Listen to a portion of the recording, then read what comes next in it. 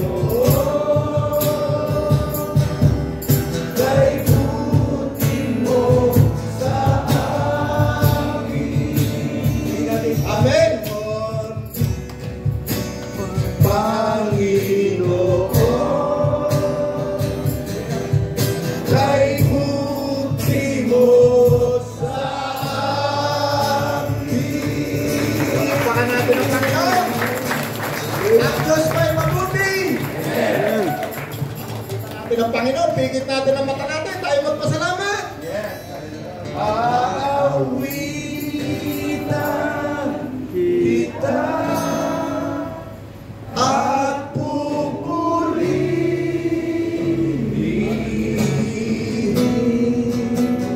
Panginoon, kay buti mo sa amin, Panginoon, kay buti mo sa amin. Palakpakan natin ang Panginoon. Hallelujah. Makakaupo na tayo. God is good. Ang Bible natin. Buksan natin sa John chapter. Napakarami ng sulat ng aking notebook eh, no? John Hebreo 13:20. Yan, dyan muna tayo. Susunod, unang Pedro 5:4. Yan, kung ano natin makita, yun una natin basahin. Tsaka unang Pedro 2:25. Kuya Sosoy, pakibasa. Hebreo 13:20. Ang Diyos ng kapayapaan ang siyang muling bumuhay sa ating Panginoong Yesus na naging dakilang pastol ng mga tupa dahil sa kanyang dugo na nagpapatibay sa walang hanggang tipan. Yun. Amen. Yun. Yan. Ang dakilang pastol ng mga tupa. Okay, unang Pedro 5:4. Yan. Unang Pedro 5:4. Sabi rito, at pagparito ng pinunong pastol ay tatanggap kayo ng maluwalhating koronang di kukupas kailanman. Pinunong pastol ng mga tupa. Unang Pedro 2:25. Yeah.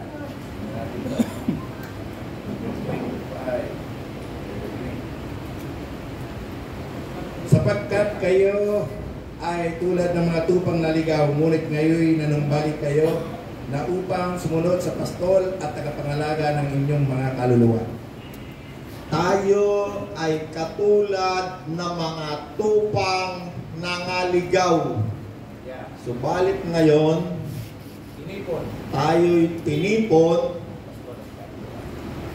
ng isang pastol na tagapag-alaga ng ating kaluluwa. Kaya nandiyan tayo ngayon sa kaluluwa. Noong mga nakaraang araw, nandun tayo sa espiritu. Yes.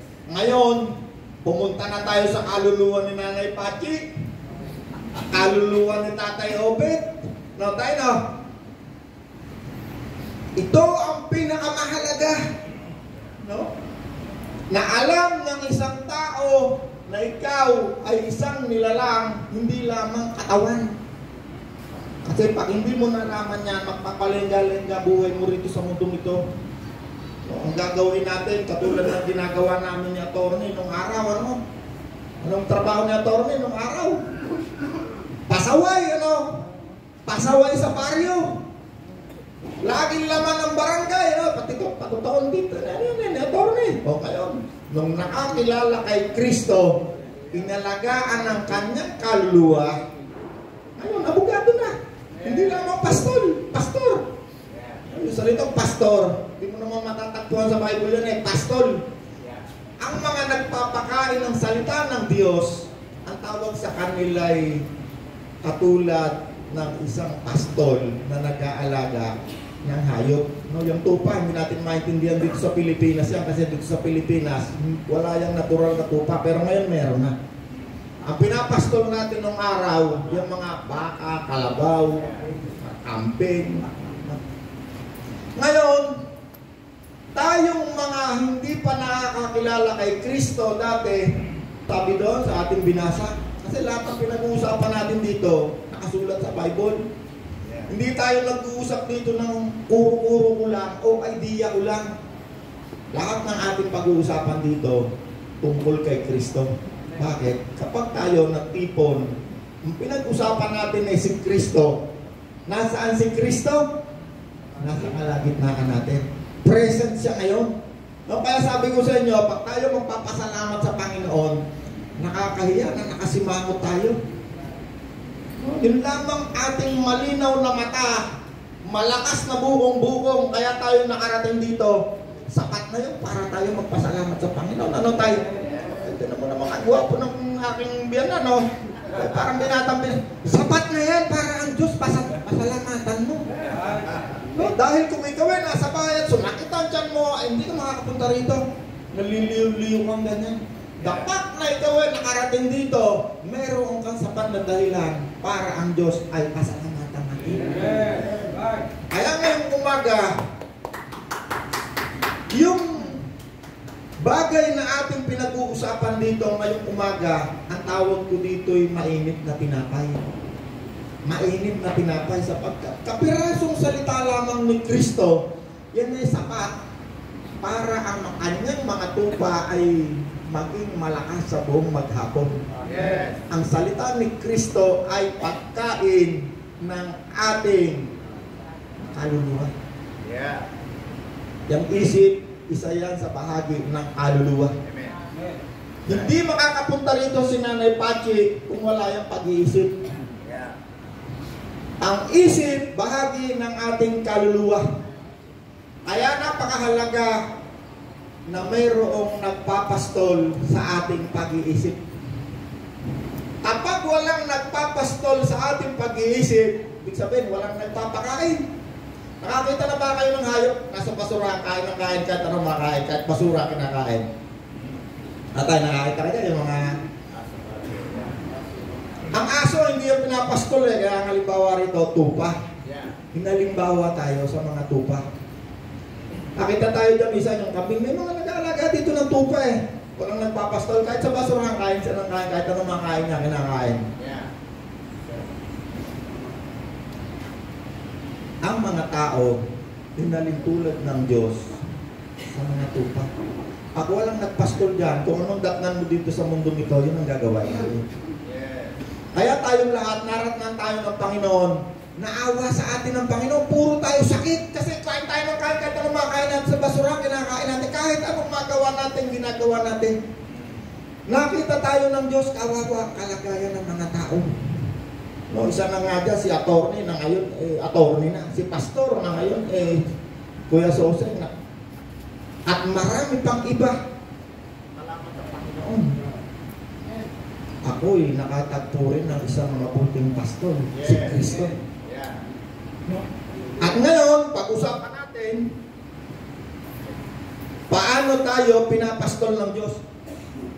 Merong isang napakahalagang bagay na dapat maunawaan natin. Una, merong isang dakilang pastol na kailangan mong susundin na siyang magpapakain sa iyong kaluluwa. Walang iba kung hindi si Jesus. Yes. Tingnan natin ang John 21:15 to 17. Wala soseng paki. Yan, 21, 15 to 17. Yan, 21, 15 to 17. Okay.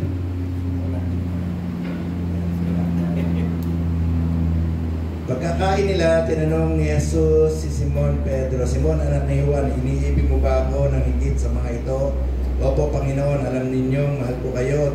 Tugon niya. Sinabi sa kanya ni Jesus, kung gayon, pakainin mo ang aking mga batang tupa. Muli siya tinanong ni Jesus, Simon, anak ni Juan, iniibig mo ba ako? Sumagot si Pedro, opo, Panginoon, alam ninyong mahal ko kayo. Sabi ni Jesus, alagaan mo ang aking mga tupa. Pangatlong ulit na tinanong siya ni Jesus, Simon, anak ni Juan, mahal mo ba ako? Nalungkot si Pedro sapagkat 3 beses siyang tinanong na kung mahal mo ba ako. At sinagot siya, Panginoon, alam po ninyo ang lahat ng bagay. Alam ninyong mahal ko kayo. Sinabi sa kanya ni Jesus, pakainin mo ang aking mga tupa. Makatandaan mo, nung bata ka pa, ikaw nagbibihis sa iyong sarili at pumupunta ka kung saan mo gusto. Ngunit pagtanda mo, iuunat mo ang iyong mga kamay at iba ang magbibihis sa iyo at dadalhin ka kung saan hindi mo gusto. Sinabi ito ni Jesus. Amen. Itong si Simon Pedro, ito ay hindi abogado katulad ni Atty. Hindi. Si Simon Pedro ay isang ordinaryong tao. Para siguro sa panahon ngayon, katulad ni Kuya Sosen, isang tricycle driver. Ordinaryong tao, mangingisda.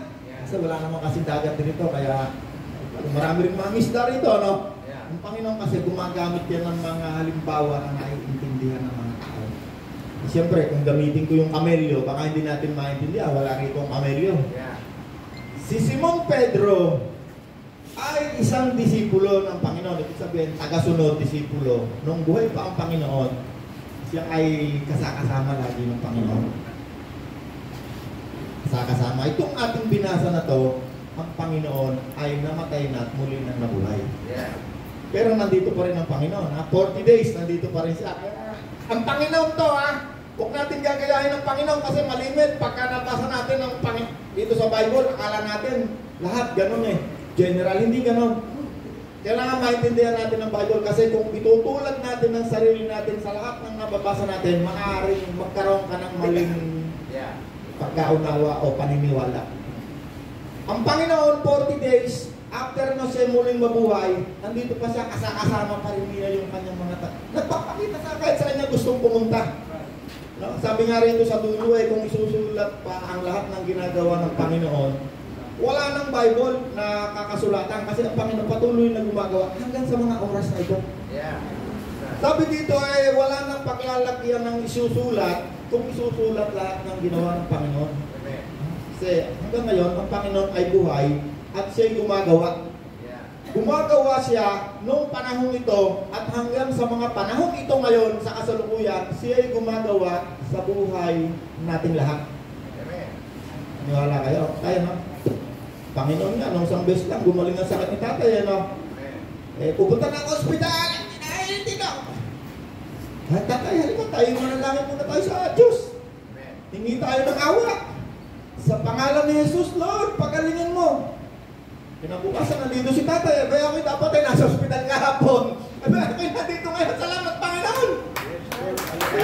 Inalimbawa ko yan, para malaman natin na ang Panginoon, kasi sa ibang religion, every mahal na araw, pinoprosesyon ng Panginoon, patay mamatay. Ang Panginoon, isang beses lang namatay.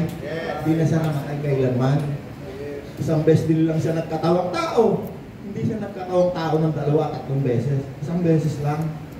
Nung siya namatay, 40 days, nagtuturo ang Panginoon dito sa lupa. Pero ang mga tao, pag namatay ka, outright, diretso ka sa impyerno kung wala si Kristo. Hindi ka 40 days nandito, Ay, mabuboso muna kami ng tropa. Hindi, Hindi ang tao, si Kristo lang yun. No, mahilig kasi tayong gaya-gaya Okay, nasaan ang dilang apoy? No, hinagawa nila ang kalapate. Sa Panginoon lang yun, huwag natin gayahin mo sa Panginoon. Tayo ay mga isinumpang hentil, mga makasalanan ang tawag sa atin sa Bible. Hindi tayo kasali rito. Nasali lang tayo nung ang mga Hudyo na kababayan ni Kristo, tinanggihan siya. Hindi siya tinanggap. Pinako siya sa krus kung saan ngayon. Kaya nga may gera ngayon doon sa Israel. Maya may gera doon Kasi hanggang sa ngayon, hindi nila tinatanggap si Kristo.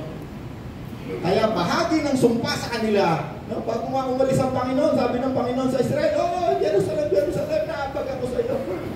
Ilang beses na kitang tinangkang pupupin gaya ng inahinsisyo, pero ayaw mo. No? Nagpahayag ang Panginoon ng isang kapahayagan sa Israel na hindi gusto ng mga political religious group na yun. I love Israel. Ang Israel at ang daigdig hanggang hindi bumabalik si Kristo, patuloy ang gulo at gugulo pa yan ng gugulo hanggang sila'y kumilala kay Kristo. Okay, balik tayo sa mga hintil. Tayo ngayon. Sabi ng Panginoon, Pedro, Ang pangalan nito si attorney. Ang pangalan mo, attorney? Bad? Pat? Ganda ng pangalan ni Pat Yung medyo hindi kaganda. Pedro. Si Pedro, katumbas siya ng Juan Pagkagalit ang, ikaw Pedro! Soseng. Simo! Hindi naman galit ang Panginoon Isasadula lang natin kasi kung minsan, para mas maunawaan natin ang Bible. Kung minsan sinasadula natin Katulad nga halimbawa nung tayo merong kaluluwa halimbawa, ito muna ha, ganito ha. Si Kuya Soseng, tayo ka Kuya Soseng.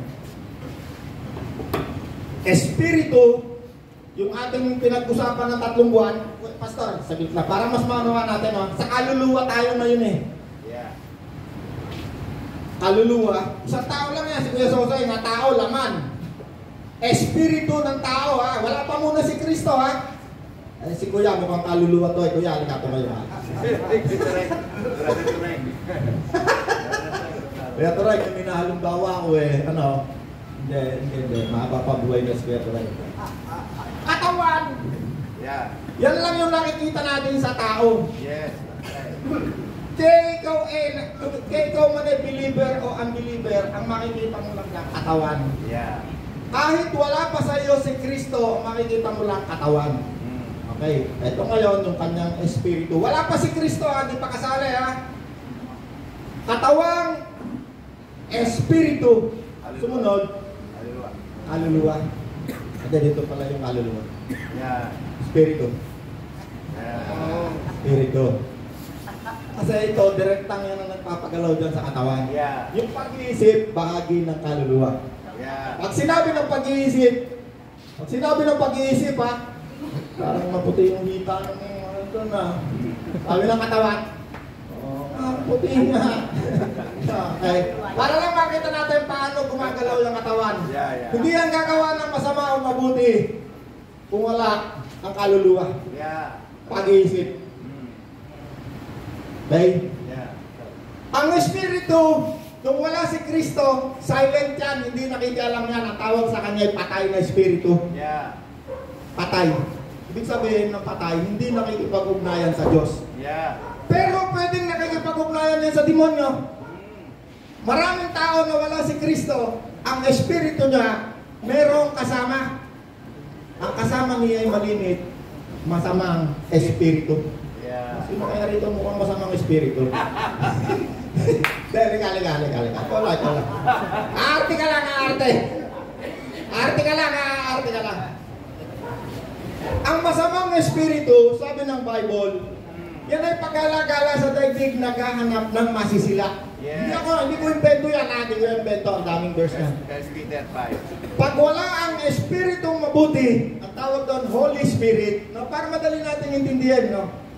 Holy Spirit, espiritong mabuti, espiritong banal, pag wala yan dyan, kay Kuya Soseng, Yeah. malimit ha, kasi ang Panginoon, yung ministeryo niya, ang una niyang ginawa, nagpapalayas siya ng mga masasamang espiritu na sumasapi sa tao. Yeah. Hindi alam ng katawan, hindi niya alam, meron siyang kasapi. Ito ang nag-i-influensya sa kanya para yung kanyang kaluluwa, pag-iisip. Gumawa yan ng kasamaan. Yeah, that's right. Okay, tingnan nyo lang ako, imagine nyo na lang masamang espiritu ha. Gaganon ka lang kasi naghahanap ng masisila eh. Ang banggit kasi sa masamang espiritu, no, kasi maraming sinasabi sa Bible, ang Panginoon daw ay Lion of Judah. Totoo naman yun. Pero pag hindi mo alam, ang masamang espiritu o ang diablo, ang tawag din sa kanya, Leon din. Leon.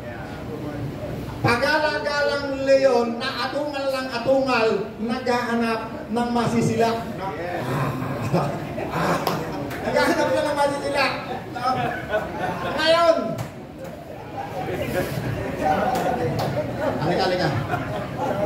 Dalawang tao ang halimbawain. Katawan, kaluluwa, espiritu. Halika. Yung dalawang tao na yan, wala si Kristo. Alam natin kasi si Kristo, ang topic natin ngayon, si Kristo ang tunay na pastol ng kaluluwa. Yes. Okay. Dalawang tao yan, wala si Kristo, ang narito, espiritu ng kasamaan. Halika Fred, sa kapa, espiritu. Kasi marami yung espiritu ng kasamaan na yan eh.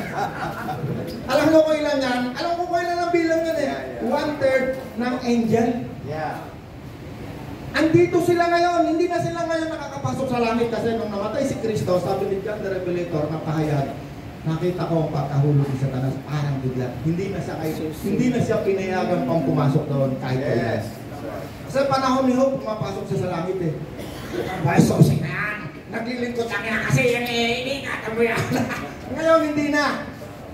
Noong namatay si Kristo, sabi ni Kristo, ibinigay na lahat sa akin ng kapangyarihan sa langit at sa lupa.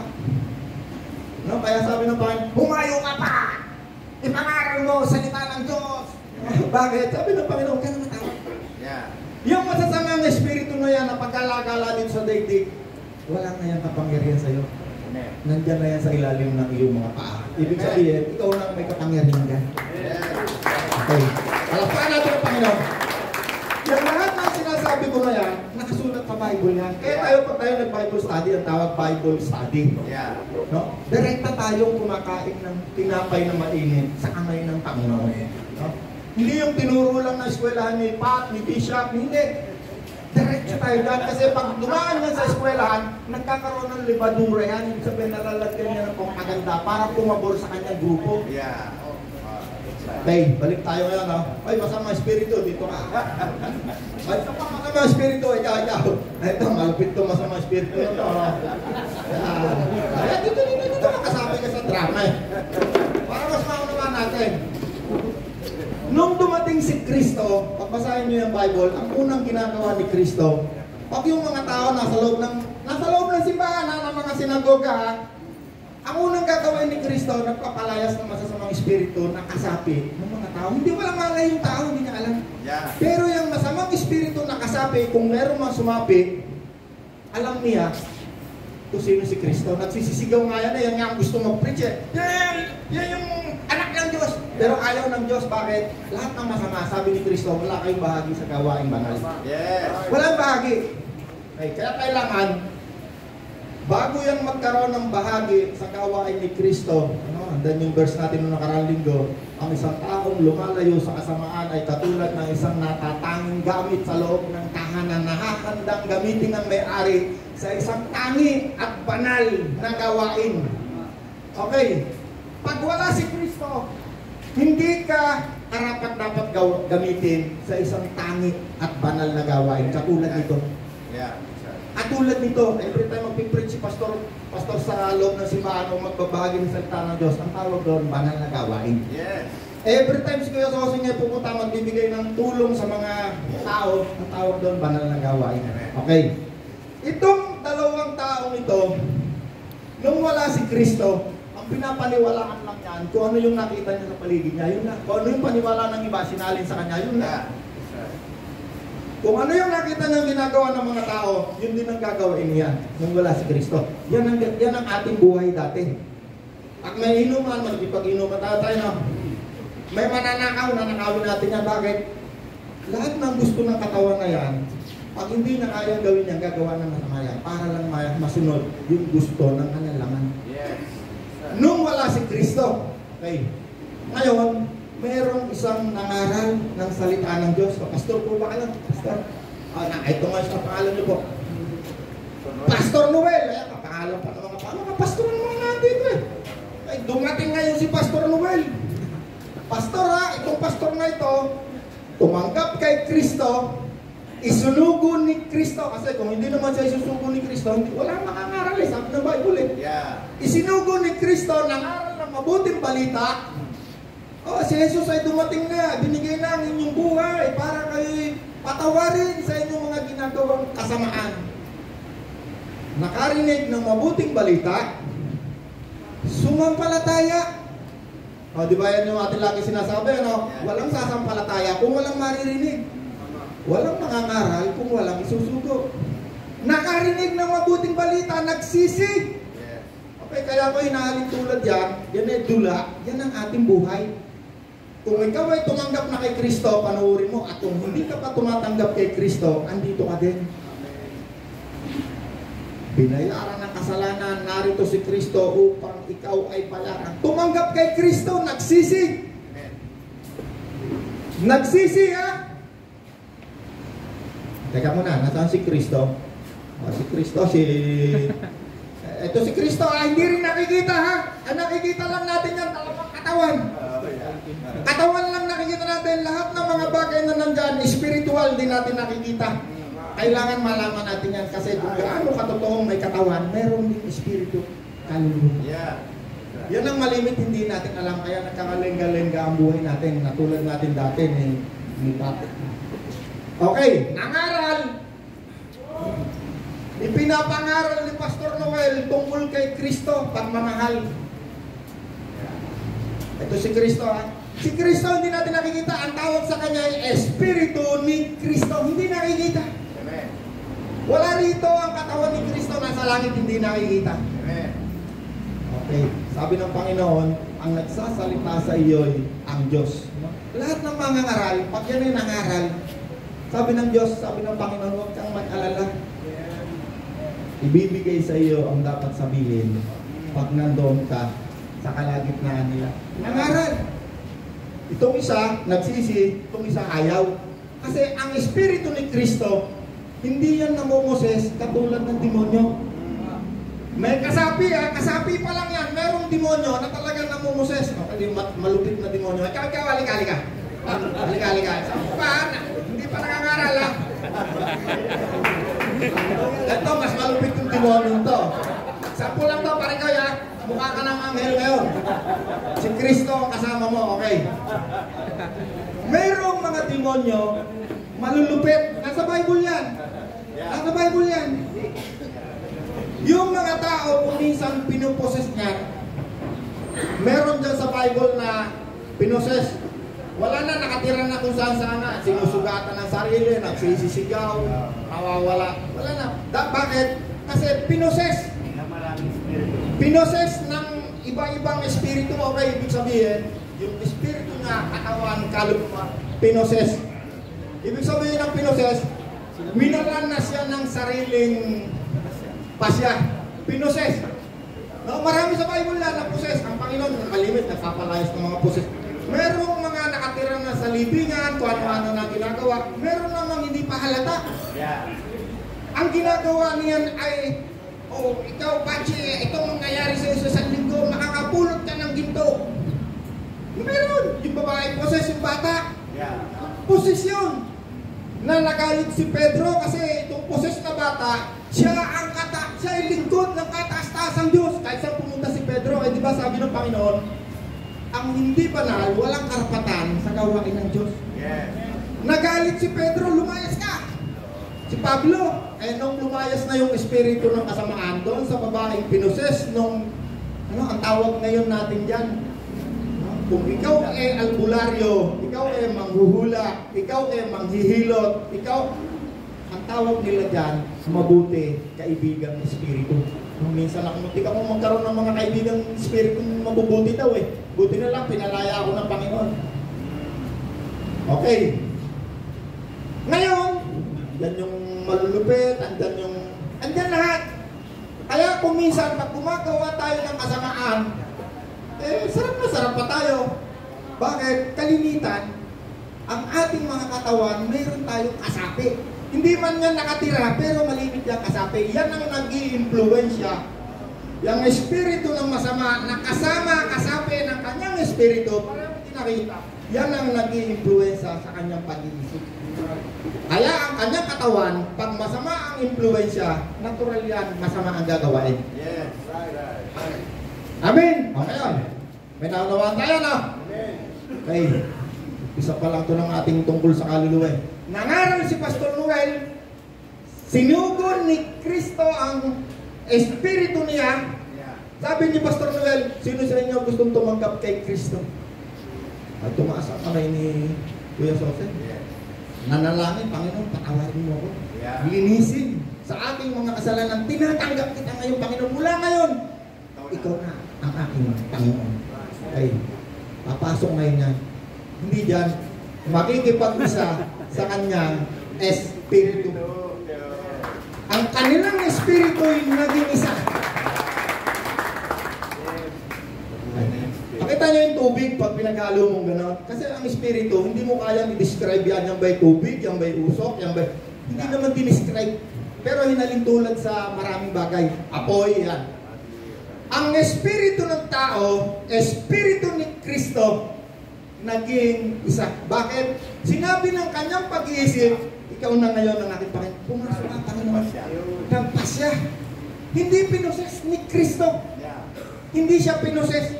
Siya ay nagpasya. Kasi lahat ng tao na ginawa ng Diyos, binigyan ng Diyos na tinatawag sa English free will. Nagpapasya. Okay, may naunawaan tayo? May naunawaan tayo, ha? Alam nyo kung bakit isang araw, pagharap nyo kay Kristo, di ba, noong nakaraan linggo, ang topic natin, lahat tayo haharap kay Kristo. Walang isa man na makapagdadahilan o makapagbibigay ng excuse na hindi ko naunawaan ang bagay na ito. Kahit ikaw ay abogado, kahit ikaw ay grade 1, kahit hindi ka nag-aral, mauunawaan mo ito at kailangan mo itong maunawaan. Bakit? Isang araw, buti nga, meron tayo abogado eh. Merong hukom, nakaharap tayo. Hindi mo pwedeng gawing excuse yung ikaw, hindi mo nalaman ang daan ng kaligtasan. Amen. Kailan nyo? Palapakan natin ang Panginoon. Kaya mula ngayon, nakita ko, tipa, kasi ito yung pundasyon ng pagkaalam na ang Panginoon ay pastol. Ngayon, tinanggap na. Kailangan maunawaan natin ano ba ang kahalagahan ng pastol. Okay. Tinanggap si Kristo. Pastol, ang modernong tawag ngayon, pastor. Hinalin tulad sa nagpapastol ng tupa. Pastor, puro pastor ayo. At dami natin pastor dito. Pag ikaw ay nagbabahagi ng salita ng Diyos sa isang Kristiyano, ibig sabihin ikaw ay ginagamit ni Kristo para magpakain ng salita ng Diyos sa kanyang tupa. Either batang tupa, either dalagitang tupa o binatang tupa, or either matandang tupa. Ikaw ay ginagamit ni Kristo para magpakain ng salita. Ikaw ay nagpapastol ng tupa. Either ang pinapastol mo yung dalawa, isa, dalawa, tatlo, apat, 100. Pero wala yata 1,000 na 1,000 tupa. Sabi ng Panginoon, pag may napahamak na isa doon sa 100, mananagot ka eh. Diba sabi ng Panginoon na pastor na? Itong pagpapastol ng tupa, ito'y merong napakalaking responsibility. Bakit? Sabi nung pinakapastol, pinakapulong pastol, sabi sa pastor, pag merong napahamak na isa, mananagot ka. Napakabigat na responsibility. Kaya ang isang pastor, o isang pastol, o isang pastor, pag naunawaan niya ang bagay na ito, hindi yan mangangarap na mag-alaga ng libo-libong tupa. Maliban na lang kung ang tingin niya sa tupay magatas, mataba, at kakainin niya kakanyahin niya yung mga tupa. Naintindihan ng mga pastor eh. Ang premyo reward niyan kay Kristo sa dakilang pastol, at yung merong 50 tupa at merong 10 tupa, parehas lang ang reward niyan kay Kristo. Pare-pareho lang. Pero kapag ang pastol na ito, materialismo, naku, malalaki ng bahay ko na. Magkahanap yan ng matatabang tupa, kakatayin na yan. Sample lang yan, kahit kayo. Okay, ngayon, balik tayo, kaluluwa. Dalawang tao, pero ang daming elemento. Nakita nyo, ang daming elemento ha? Sa spiritual na daigdig, ayan nga. Kaya sinabi ni Kristo, kung ang pananampalataya ninyo'y para lamang sa mga bagay na nakikita sa mundong ito, sabi ni Kristo, ikaw ang pinakakawawang tao na nabubuhay ngayon. Kaya nakita natin ha, merong katawan, dalawa lang nakikita natin, pero maraming elemento ng espiritu at kaluluwa. Okay, huwag rin kayo maniniwala na kapag ang isang taong namatay, makaluluwa, nandito pag-alagala, di ba? Marami tayong mga nakabuli ang paniniwala ng mga natatanda. Nakaw si nanay, kunwari nanay Pachit, tayo ka nanay Pachit. Kaya akalain mo yung matandang Pachit, nanay patay na nakikita ko pa. Pero wala kang maririnig sa kanila. Kasi ang mga magulang ko, lagi nakakakita ng kamag-anak na patay. Lalo na pag mamamatay na, naku, nakakakita lagi yun ng patay. Bakit dinadaya niya yung ating pag-iisip na walang langit, walang impyerno? Isang bagay lang, pag naniwala ka, walang langit, walang impyerno, hindi ka na talaga makarating sa langit. Hindi ka na makakapunta sa Diyos kailanman. Bakit? Yan ang pagkain na ipinapakain ng mga demonyo. Kasi ang mga demonyo na yan ay alagad ng kasinungalingan. Ang kanilang ama o pinuno ay pinuno ng kasinungalingan. Doon pa man sa Garden of Eden. Ang dyablo, wala diyang mabait, wala diyang nagsasabi ng totoo. Lahat yan sinungaling. Kaya pag merong nagnakaw, may ninakawan na magpupunta sa mangungula, walang sasabihin sa iyo yung puro kasinungalingan. Baka meron din totoo, piraso, pero marami dyan kasinungalingan. Marami na ako nakita nag-away-away dyan, nagtatayan, nagdimandahan dahil lamang sa nag-awla. Naniwala. Okay, sampulin ko sa Nanay Pachi.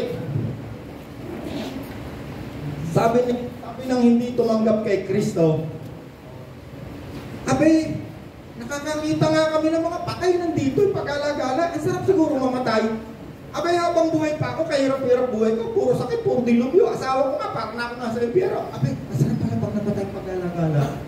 Mamasyal tayo, yung mga kapitbahay kong kay gaganda, pupusin natin. Marami akong narinig na ganyan sa magulang ko mismo. Ay, yung kumpare ko, sinusundo na ako. Mga patay na ha!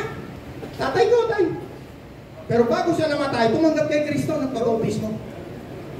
Pero nung wala si Kristo, sinusundo ako ng kapatid ko. Kahit saan magpunta yan, kahit nandun sa Amerika sa kapatid ko, iyak ng iyak, nakita raw niya yung kapatid niya, sinusundo na raw siya. Ang nakikita niya ay mga demonyo. Mga espiritu ng demonyo na nandadaya. Kasi ang masterpiece ng mga demonyo na yan, mandaya. Para ang isang tao, ang kanyang kaluluwa at espiritu, hindi mapunta kung saan naroon ngayon ng Diyos. Na siyang lumalang sa kanila. Amen. Ang gagawin niyang espiritu na yan, pag hindi naniwala kay Kristo yan, number 1, magpapasasa yan sa kasalanan. Number 2, hindi maniniwala sa salita ng Diyos. Yes. Bakit alam natin na yung nagpunta ng impyerno, meron nang nakapunta eh. Yung mahirap, napunta ng langit, yung mayaman, si Lazaro. Sinabi ng Panginoon, bakit siya nakarating doon sa impyerno eh? Number 1, nagpasasa. Hindi nagsisi, hindi tumanggap sa Diyos, hindi kumilala, hindi naniwala sa salita ng Diyos. Sabi ng Panginoon, sabi nung kausap niya ron, nung siya namatay si Lazaro, hindi pa nagkakatawang tao si Jesus noon eh. Amang Abraham! Nakita niya si Abraham. Papaligin mo po ako. Hindi pumayag eh. Bakit? Andoon ang mga apostol, ang mga propeta. Ang mga propeta, hayaan mo silang makinig sa kanya. Dahil, kahit mayroong patay na tumayo sa harapan niya, sabi niya, wala namang patay na nangaral eh. Meron ba kayong nabalitaan patay? Pagsisiyan mo kasalanan mo kasi doon sa kinaroroon ng impyerno, huwag ka pupunta ron. Huwag ka nang magnanakaw. Wala namang patay. Wala pa ako na. Sa dinami-dami ng tao, nakita ko may mga kaibigan patay, may mga kaibigang espiritu. Wala pa kahit isang espiritong nagsabi na pagsisiyan ng kasalanan dahil mapupunta siya ng impyerno. Bakit lahat yan ay mandarayang espiritu? Hindi yung mangangaral na katulad ng ipinangangaral ng isinugo ng Diyos tungkol kay Kristo. Ay nangaral, itong patay, hindi na totoo. Okay, wala na tayo doon sa patay. Pag namatay tayo, nandito 40 days, pag-alagala. O kaya naman, nandito tayo ha. Hindi totoo yun ha, katang-isip lang yun. Pag namatay si Nanay Pachi, kung tumanggap kay Kristo yan, pagmulat ng mata niya, nandun niya sa langit, nandun si Kristo makikita niya. Palapakan natin ang Panginoon. Pag hindi naman tumanggap kay Kristo yan, sa dinami-dami ng maririnig niya na nangangaral, pag hindi tumanggap kay Kristo, inabot siya ng kamatayan. Pagmulat ng iyong mata, lahat ng hindi mo pinaniniwalaan, makikita mo lahat totoo. May impyerno, pati langit makikita mo. Base doon sa paliwanag ni Kristo, nakita niya si Abraham, nandun siya sa impyerno. Lahat ng hindi mo pinaniniwalaan, makikita mo lahat totoo.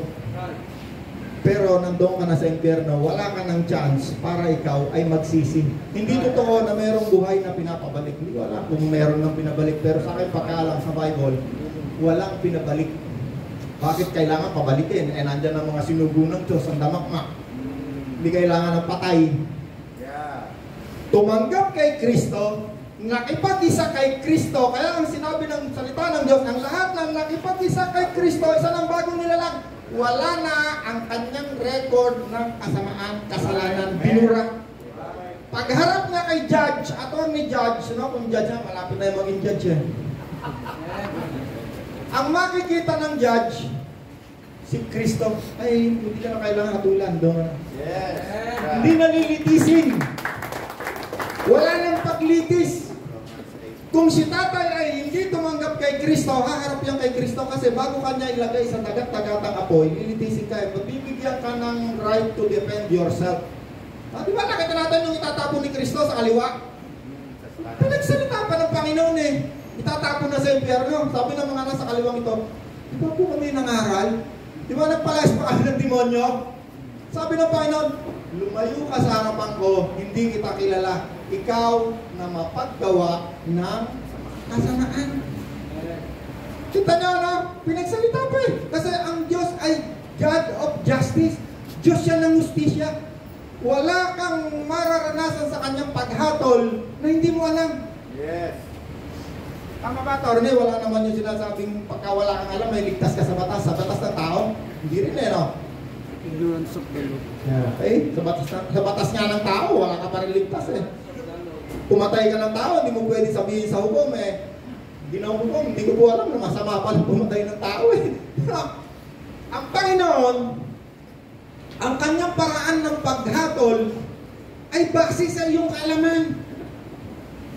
Hindi niya hinatulan yung tinapon sa dagat-dagatang apoy. Ay, ikaw, miyembro ka pa ng dating doon. Dito ka sa kaliwa.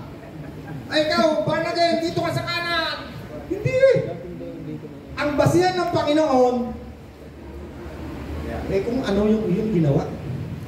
Sabi ng Panginoon sa itatapon sa impyerno, lumayo ka sa harapan ko, kayong mapaggawa ng kasamaan.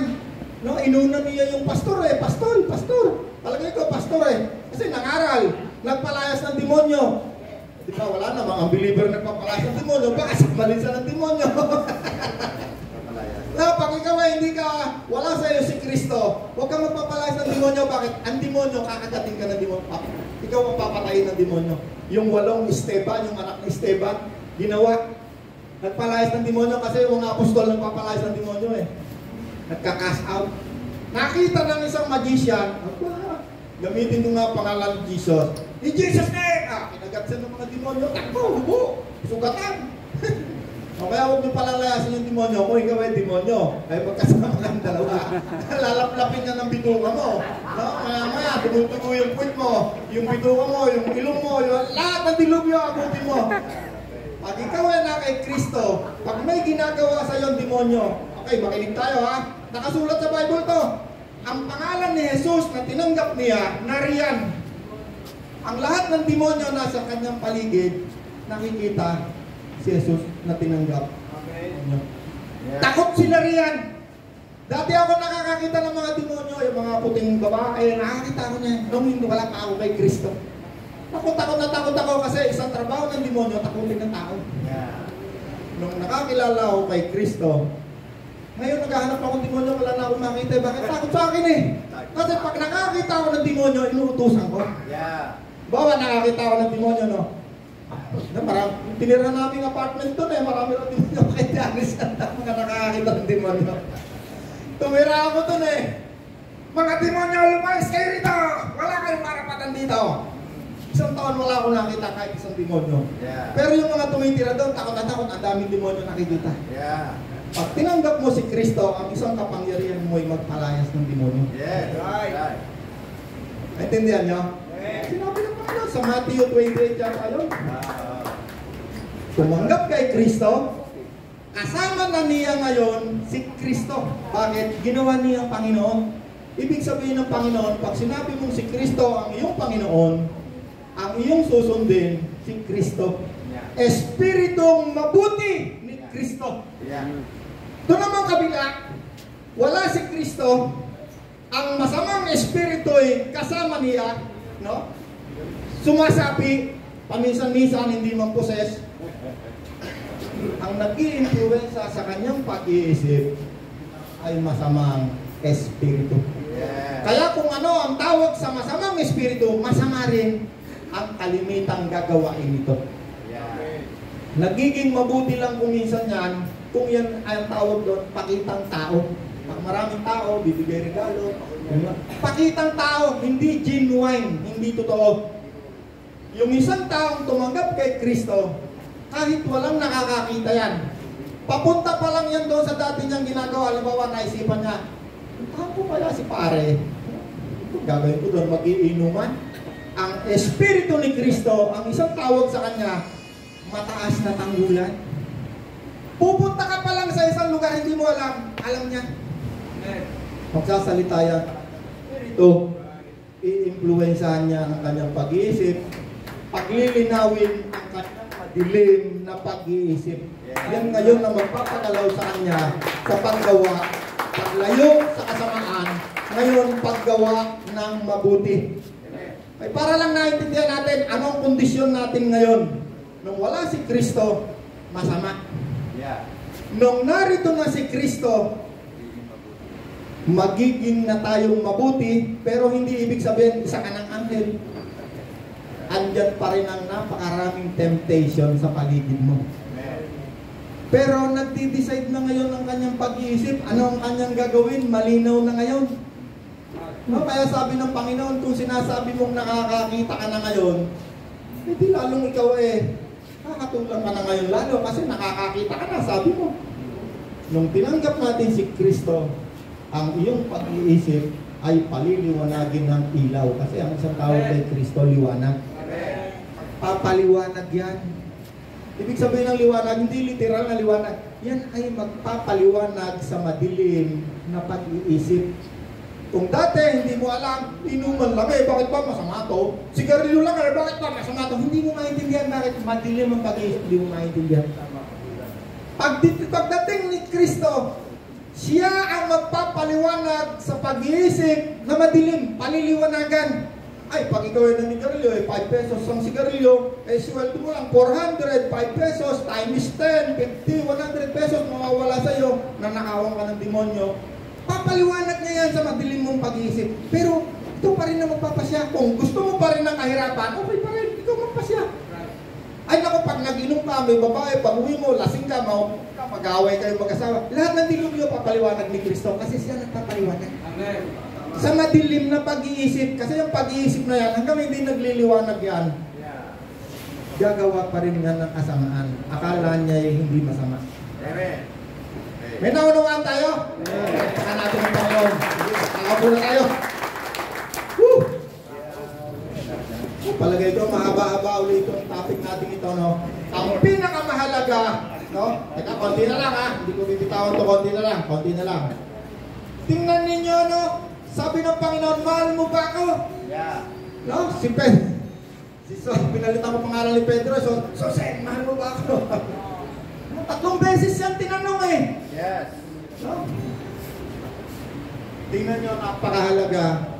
Yung tanong ni Kristo, hindi naman masyadong mahalaga yung sagot ni Pedro Ang pinakamahalaga, yung ng Panginoon at yung kanyang isinagot.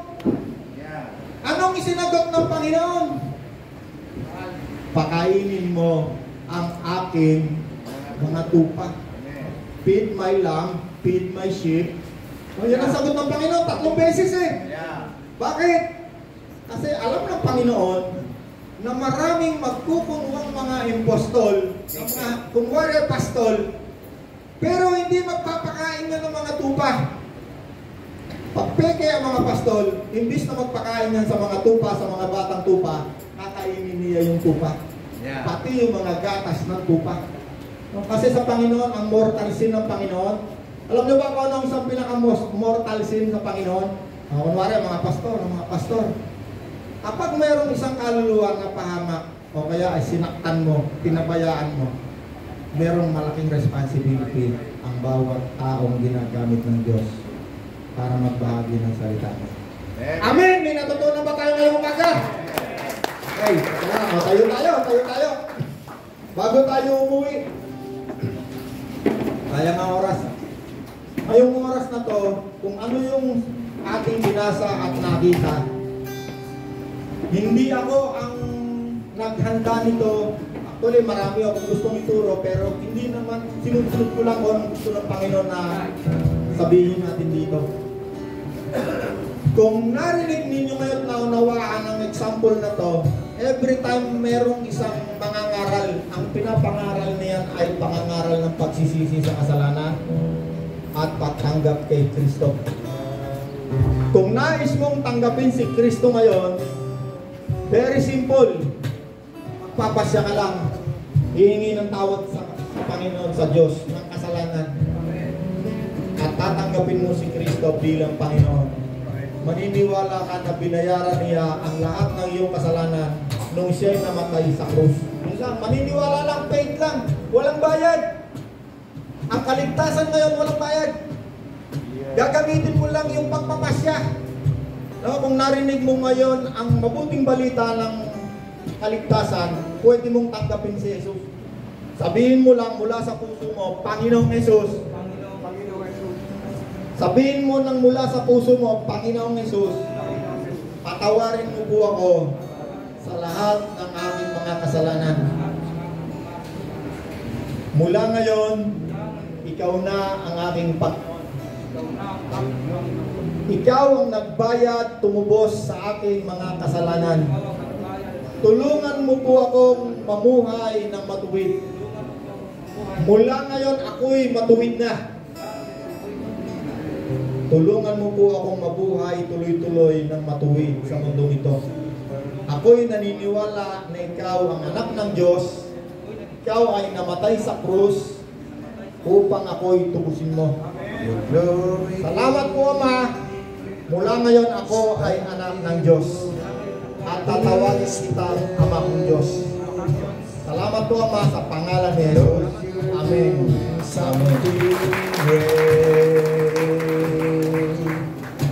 Awaken supernatural faith.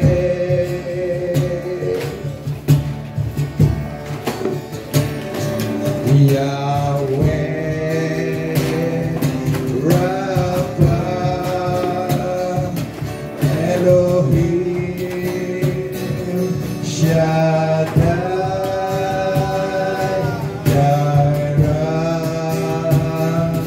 Adonai will manifest himself.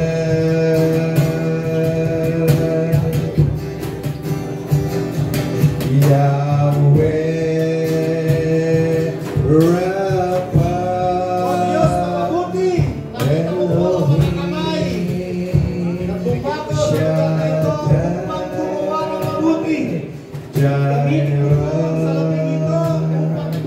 Adonai will manifest Salamat po, Ama. Sinasampakan namin ngayong umaga sa pangalan ni Jesus, ang Panginoon. Amen.